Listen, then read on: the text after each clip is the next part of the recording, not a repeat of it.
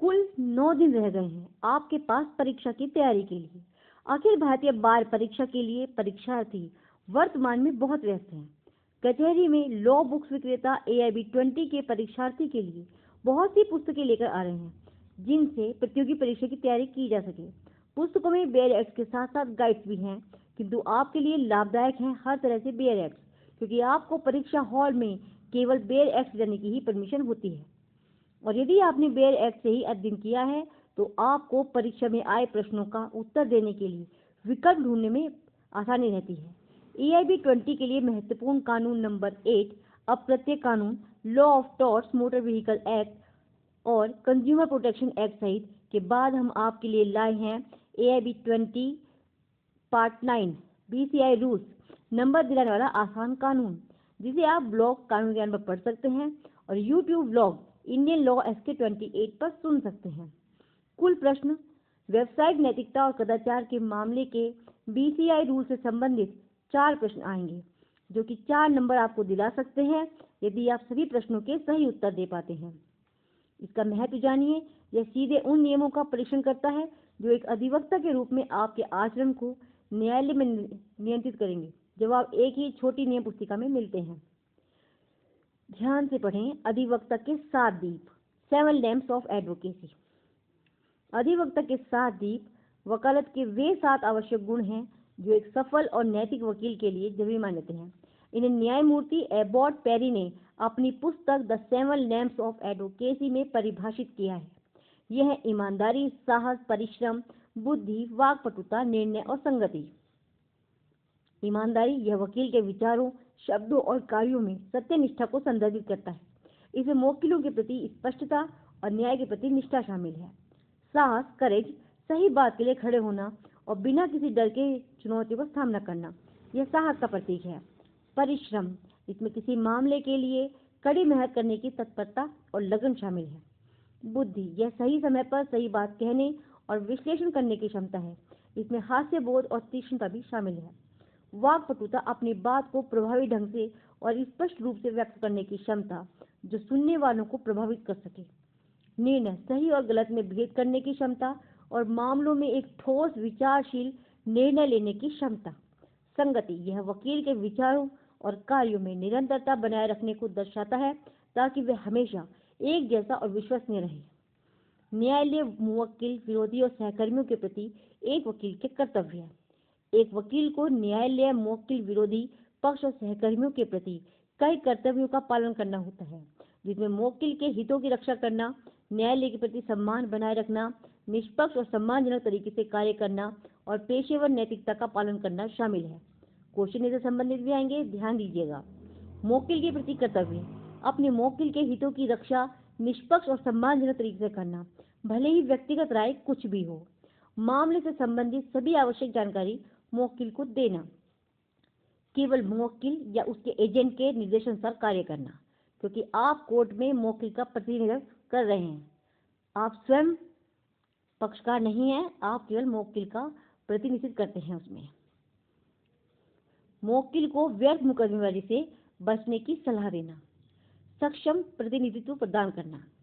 न्यायालय के प्रति कर्तव्य है न्यायालय के नियमों और शिष्टाचार का पालन करना और गरिमा बनाए रखना। अदालत में हमेशा पेशेवर रूप से और निर्धारित पोशाक में उपस्थित होना। न्यायालय की प्रक्रिया के दुरुपयोग से बचना। मुवक्किल के लिए हमेशा अदालत में उपस्थित रहना, भले ही फीस ना मिली हो, जब तक कि मुवक्किल अनुबंध समाप्त न कर दे। निडर होकर अपना पक्ष रखना।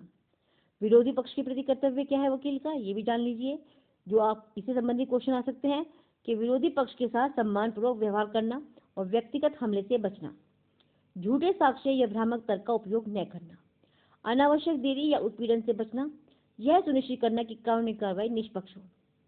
सहकर्मियों के प्रति कर्तव्य है विरोधी वकीलों के साथ किसी भी प्रकार का अवैध या अनुचित व्यवहार न करना।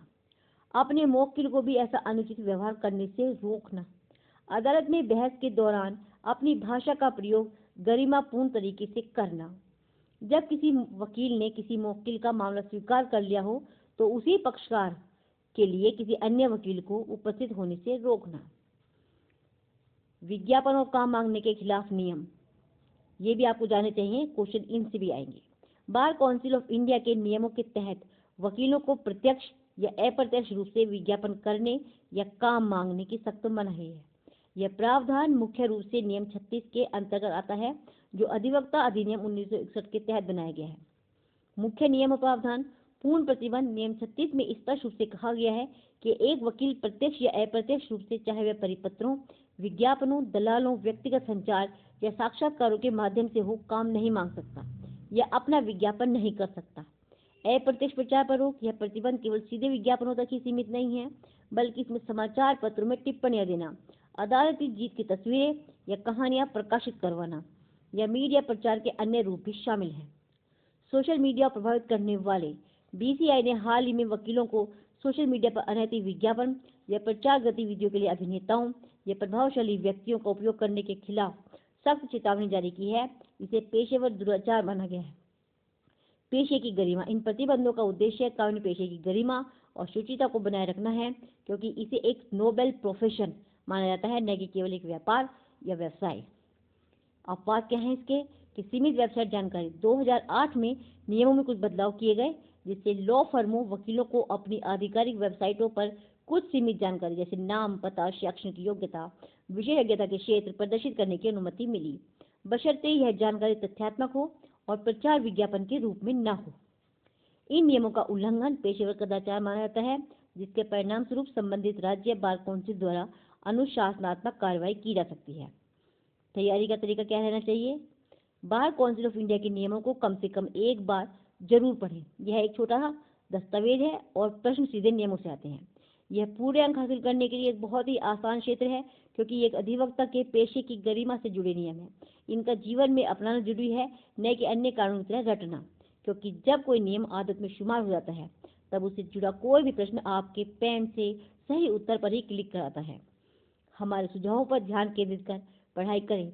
परीक्षा नजदीक है, शेष बचा एक लॉ जल्दी लेकर आ रहे हैं। शीघ्र ऐसे सब्सक्राइब कीजिए व्लॉग इंडियन लॉ SK 28 को और blog http Shalini Kaushik advocate.blogspot.com को। पोस्ट को लाइक और शेयर करना ना भूलें।